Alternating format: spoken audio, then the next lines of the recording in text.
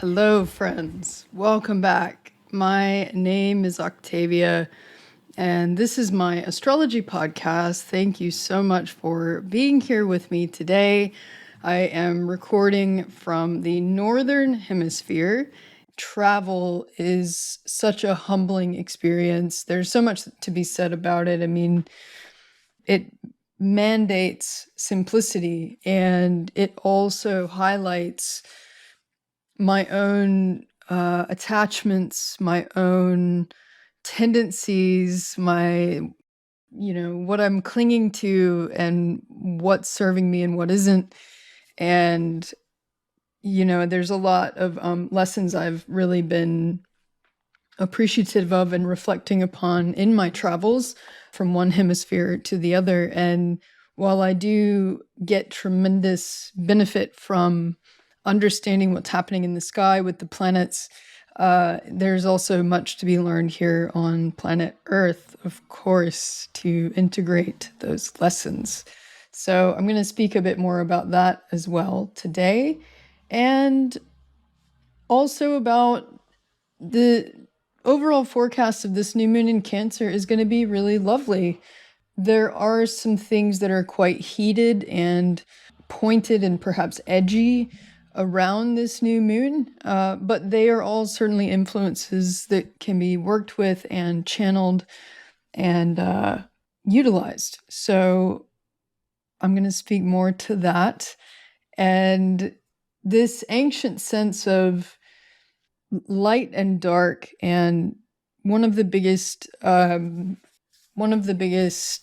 adjustments that I've experienced in arriving here in the Northern Hemisphere in the middle of summer is that it gets dark at 9 p.m. here. And in Byron Bay, where I just came from, it gets dark at 5 p.m. So it's amazing how much just this sense of light and dark and our circadian rhythms are so refined in their attunement with this planet and with the luminaries, with the sun and the moon. And so for me, I'm really feeling this lunation cycle quite directly in my body, I think more so than perhaps I usually do. But I think that this is something we can all tune into, and this moment of a pinnacle point in either the summer in the Northern Hemisphere or the winter, this bottoming out, this lowering and descending into the dark, or, the internal in the Southern Hemisphere. There is much to be gained and gleaned from this pause that we can take depending on where we are located. And there's something about traveling that really has reminded me of the importance of having a new perspective on things and, packing up stuff. And there's the weight limit, to luggage. There's it's all very Saturnian, isn't it? You can only have a certain amount of ounces of liquid in your carry-on and all those things, and it's all quite arbitrary, really. They're just there to serve as guidelines to keep us all, unified and consistent in what we're showing up with and safe. And I think that it's interesting to notice where our reactions are to what in this moment. And for myself, especially because traveling can be very stressful, it can be very activating and unpredictable. It takes a certain amount of surrender to circumstance. It's very humbling in that way because we don't have our stuff. We don't have our security. We don't have our usual stuff that makes us feel okay. And so we have to access different parts of ourselves to recruit those feelings separate from the material realm somewhat. And considering this, I've really been interested in and looking at what parts of myself I can find a shallowness, or not shallow, but of the surface. So, and this is very Venus and Gemini. It's like, how much can I commit to the quality of what's on the surface and see it as something that can reflect what is on a deeper level at essence. And, even in small interactions, it's like you see people traveling, you only see them in passing. And I think, of course, because of this, it's very easy to be rude. It's very easy to be shitty with folks that you don't have to see later. And so, it's very easy to be grumpy and to take it out on people who are in your path, in our path as we travel. But, the more that I am in situations where I can reflect upon my own nature, my own tendencies, and getting upset and reactive, I suppose, being predominantly fire and air myself, it's always good to bring it back to within. And it's like, okay, well, what's actually going on here? Like, what am I upset about? Like, is this really necessary for this person to be receiving the response I'm giving them? And I think in this moment, because the sun's going to be squaring Jupiter in Aries, sun in Cancer is going to be squaring Jupiter in Aries pretty much for the full week, like leading up to this new moon on Tuesday, the 28th of June.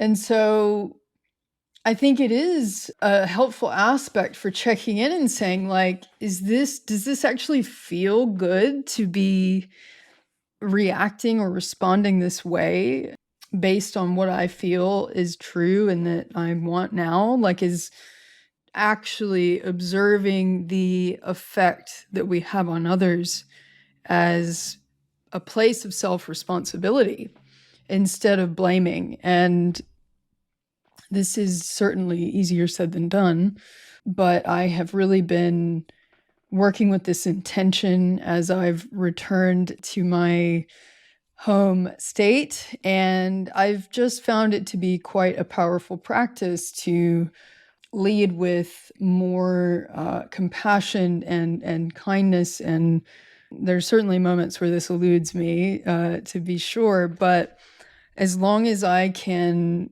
give myself what I know I need on a basic level, in terms of food and rest, and sleep, good quality sleep and quality food, and quiet time in between whatever it is I'm doing to allow for me to prepare for the next thing. If I can do these little simple things to keep myself topped up, then it's a lot easier to be nice, It's a lot easier to move through these transitions. And after the eclipses we experienced last month, there's no doubt been some deep disruption to our lives on one level or another. And so it is a time where, as I said, traveling mandates simplicity, but we're living in a time where we must simplify our lives. There's no other way around it, because there are systems in place that are failing us each day, and financially and economically, structurally, politically, and so forth. So the more that we can find what it is that we need that makes us feel good and nourished and supported, and our cup can actually feel full by giving ourselves these certain things. And this is what this new moon in Cancer is all about. And leading up to it, because we've got the sun moving into Cancer pretty much exactly a week before the new moon, and then Venus going into Gemini, it's just going to be easier to feel into how to connect to this, right? And with Jupiter in Aries, it's already been in Aries for a while now, a couple of months. And since Jupiter's been in Aries, everything is a bigger and hotter. There's more gas to direct things at, or there's more gassed up energy behind things, and that's fine. But as long as we know what's initiating it and where it's coming from, because it's kind of like using a blowtorch to light a birthday candle or just using a blowtorch. It's like using something that is not very precise, but that's very powerful. And so we have to funnel these influences back through our lived experiences, back through how we feel and what that shows up as, what that looks like for us, and then be guided by that. And then we can get as big as we want once we have that understanding and alignment within ourselves. And so understanding the difference between what is on the surface and what's more substantial. Because if we can do that within ourselves, we can see that externally as well and be less pulled and less affected by the fluctuations that are happening around us. And we aren't as susceptible to being disrupted by circumstance and change. This Cancer is ruled by the moon. So the moon is the ruler of this new moon. And because it is in a square to Jupiter, which is in a sextile to Venus as well, basically this just means there's a lot of connectivity here. There's a lot that we can access in this moment of restoration and nourishment and self-care to say, what do I need to do? What do I need to put in place? Who do I need to talk to about it? What does it need to look like? And we will have all of that really fall into place. Like we will have that clarity, that access, that understanding to synthesize those things that come from our own internal realm that no one else can decide for us, that we have to actually feel into and embody and clarify for ourselves. And I think it's going to be quite easy to do that for this lunation coming up. The last thing I wanted to mention is that after this new moon on the 28th, well, on the 29th through, so the Wednesday through the Saturday, this July 2nd, Mars is going to be in a square to Pluto. So it's going to be really important to solidify what it is you need for this new moon moving forward, because with Mars squaring Pluto, it's going to be a bit of a power struggle. Like, it's going to be, we're going to get tested on what we've set up for ourselves and what we've decided. So intentions around this new moon, around what you're bringing through and creating for yourself and putting in place to support yourself and whatever that looks like with your community, your support structure. Because right after this new moon with Mars squaring Pluto, yeah, like I said, we're going to get checked, which is fine. It'll be a good test to see how we've done, like what we've, and this is a constant process that we're in of editing and refining, tuning in, changing things up. So it doesn't have to be perfect, right? And our needs change, and that's okay for us to need different things at different times. There's a lot of identity around, especially here in the US, it's phenomenal how many things have an identity around them. And I'm not just talking about, like, I'll give you an example, like the spinach. Like I bought organic spinach this week, and I think it was called Organic Girl Spinach. And it was just interesting to think back about, like, Popeye eating spinach being this very masculine, hyper masculine, calcium deficient character, like sailor, like the epitome of, with some kind of, I don't know, seems like brain damage from being calcium deficient. but still that being this hyper masculinized archetype, I suppose, if you will. So, and that now to get organic spinach, it is identified with a girl, which is just fascinating to me because, you know, it's a little bit, the identity stuff is not nearly as loud in Australia. It does exist, but here it's really striking to see how much identity is attached to things. And this goes back to this quality, this discernment between what is on the surface and what's actually of substance beneath it. It's like, I want this organic spinach because when I eat it, I know I feel really good from eating it. It's like rocket fuel. Like I feel better, you know, etc. But you know, it takes a bit of like, I don't really care. Like, I don't know, organic girl isn't really my jam as such, but whatever. Like, this is the thing that I know makes me feel good. Like, so I'm going to get it. I think those are the things that we can tune into. And it's not just like an external thing. It's like, you know, the material surface level things in life are very bound up in who we are and who we think we are in our identity. And I've spoken to this in previous episodes, but as we continue to evolve, it's like it can be very easy to hang on to habits and to hang on to certain things that validate a sense of self for us on the surface. And this is a great moment to check in and say, is this thing that I'm requiring now, is this still me? Like, is this still what I need? I mean, not even is this still me? Like, who cares about that? It's like, I mean, sure, if you want to have that line of inquiry, but I think what is more helpful in this moment in terms of what the astrology is supporting